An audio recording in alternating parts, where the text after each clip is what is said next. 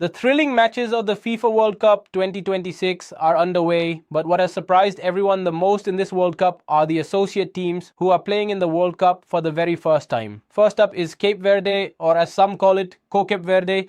Against Spain, you might say that's expected, but they even managed to draw with Uruguay. Yes, absolutely, they played brilliantly, and their population is just 500,000.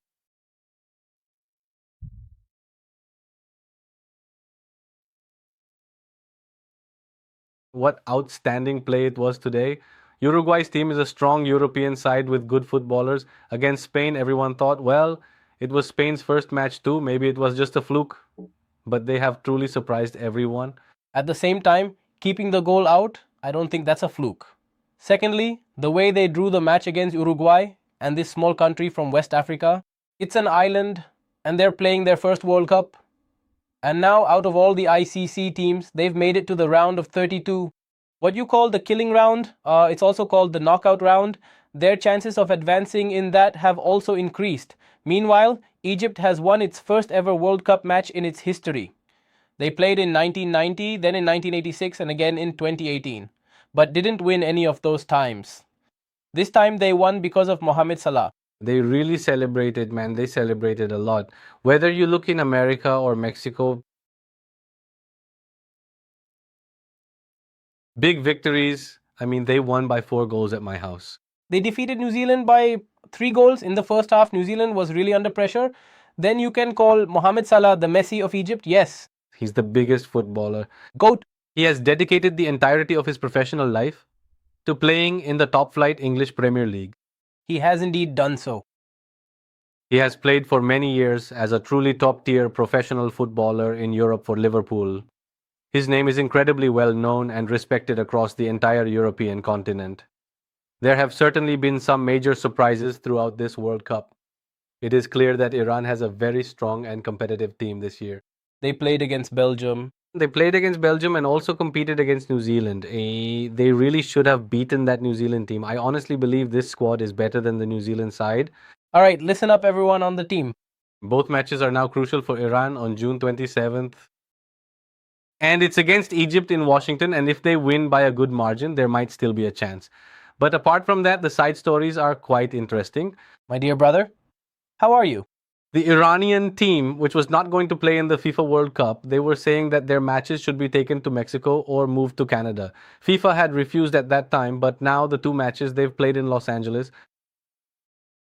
After After that, the steadfastness that Iran has shown from Fars until today still remains. They thank the Los Angeles administration, saying, "You have been very hospitable to us. You took great care of us, and this was unexpected." I mean, you wouldn't have expected that the Iranian team would do this, because after playing their own matches, they are going back to Mexico and then coming from Mexico again to play matches.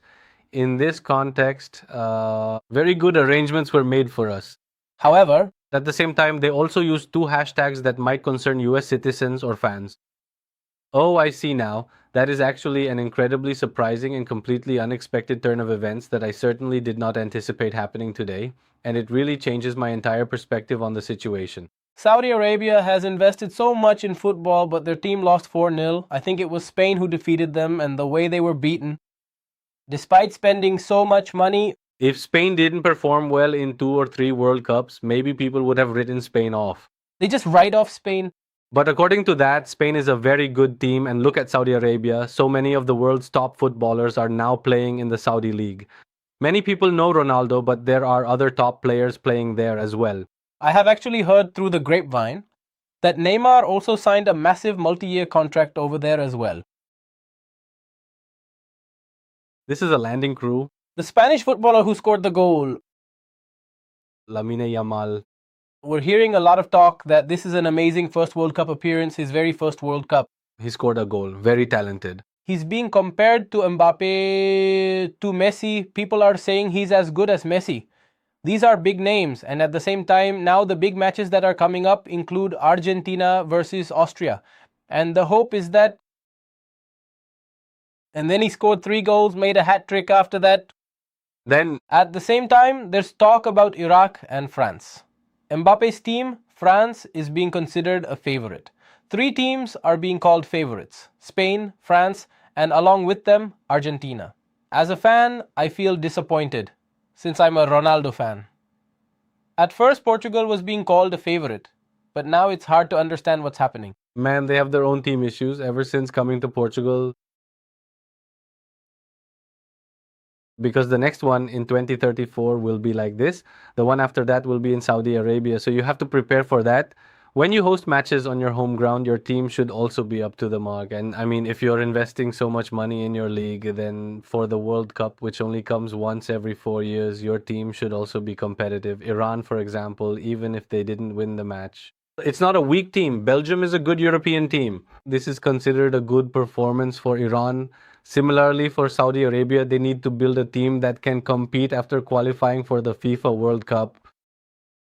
And along with that, we were talking about France and Portugal as far as those teams are concerned. Portugal played their first match.